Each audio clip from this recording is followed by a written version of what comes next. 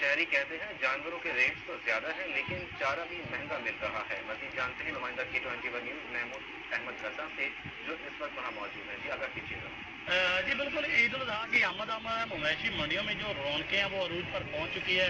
اس کے ساتھ شہر کے جو مختلف علاقوں میں چارے کے جو ہیں وہ عارضی اسٹال لگائے گئے ہیں جہاں پر جو لوگ ہیں وہ اپنے جانوروں کی پیٹ پوجا کے لیے مختلف اقسام کی جو ہے وہ چارہ خریدنے میں مصروف ہے.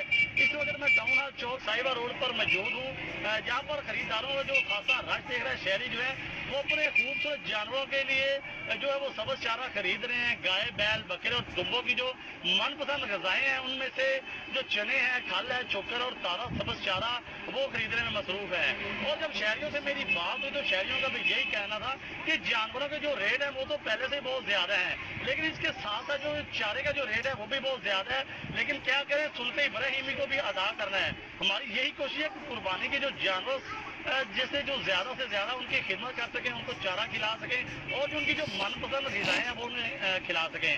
اس حوالے سے جب میری دکانداروں سے بات ہوئی تو دکانداروں کا بھی یہی کہنا ہے کہ جو چارہ ہے وہ ہمیں بھی آگے سے مہنگا مل رہا ہے، اس لیے ہم بھی چارہ جو مہنگے داموں فروخت کرنے کے لیے مجبور ہیں.